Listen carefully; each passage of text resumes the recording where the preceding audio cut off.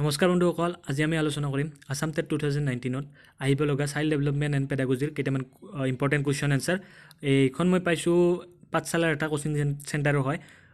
চ' important হ'ব বুলি আপোনালোকক দি দিছোঁ। কিবা যদি ভুল হয় তেতিয়াহ'লে আপোনালোকে কমেণ্ট কৰিব তলত। চব এতিয়া ভিডিঅ'টো ষ্টাৰ্ট কৰোঁ। প্ৰথম কুৱেশ্যনটো হৈছে তলৰ কোনটো বিকাশৰ নীতি নহয়। ইয়াৰ উত্তৰটো আপোনাৰ মোৰ মতে অপশ্যন বি যেন লাগিছে। ই এক অনিৰবিচ্ছিন্ন প্ৰক্ৰিয়া। এইটো অপশ্যন ডিও হ'ব পাৰে। চ' যদি কিবা মোৰ ভুল হৈছে তেতিয়াহ'লে আপুনি তলত কমেণ্ট কৰি দিয়ে যেন। নেক্সট কুৱেশ্যনটো চাব, ব্যক্তিৰ হস্ত পৰিচালনা তলৰ কোনটো বিকাশৰ লগত জড়িত। ইয়াৰ উত্তৰটো হৈছে আপোনাৰ অপশ্যন চি শাৰীৰিক।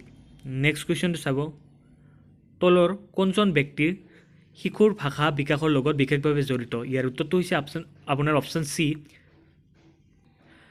নোম চমস্কি।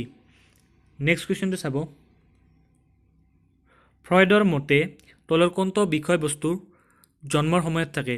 ইয়াৰ উত্তৰটো হৈছে আপোনাৰ ইড, অপশ্যন চি ইড ID। নেক্সট কুৱেশ্যনটো চাব, জন্মৰ পিছৰ 1 পৰা 3 বছৰৰ পিছৰ স্তৰৰ ইড নিয়ন্ত্ৰণ কৰি অসমৰ দ্বাৰা পৰিচালনা হ'বলৈ ধৰে তলৰ কোনটো স্তৰত। ইয়াৰ উত্তৰটো হৈছে আপোনাৰ অপশ্যন ডি পায়ু স্তৰত। নেক্সট কুৱেশ্যনটো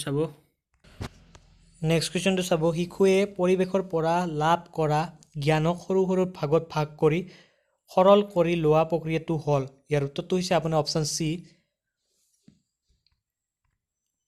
অংগীভূতকৰণ। নেক্সট কুৱেশ্যনটো চাব, এজন শিক্ষকে শ্ৰেণীত শিক্ষণ কাৰ্যত অধিক সক্ৰিয়শীল কৰাৰ বাবে তলৰ কোনটোক অধিক গুৰুত্ব দিব। ইয়াৰ উত্তৰটো হৈছে আপোনাৰ অপশ্যন ডি বিষয়বস্তুক ছাত্ৰ ছাত্ৰীৰ বাস্তৱ জীৱনৰ লগত সংগতি স্থাপন কৰা। নেক্সট কুৱেশ্যনটো চাব, পিয়াজে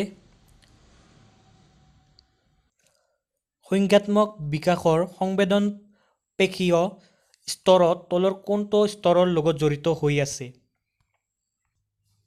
ইয়াৰ উত্তৰটো হ'ব আপোনাৰ অপশ্যন ডি অনুকৰণ, স্মৃতি আৰু মানসিক প্ৰতিচ্ছবি গঠনৰ দক্ষতা। নেক্সট কুৱেশ্যনটো চাব, ভাইগটস্কিৰ মতে সংজ্ঞাত্মক বিকাশৰ প্ৰাথমিক চৰ্ত হ'ল। ইয়াৰ উত্তৰটো হৈছে আপোনাৰ অপশ্যন চি সামাজিক অনুষ্ঠান।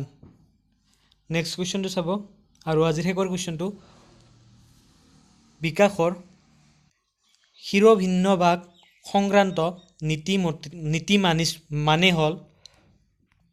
চাব কুৱেশ্যনটো একবাৰ ভালকৈ, বিকাশৰ শিৰোভিন্নভাগ সংক্ৰান্ত নীতি মানে হ'ল।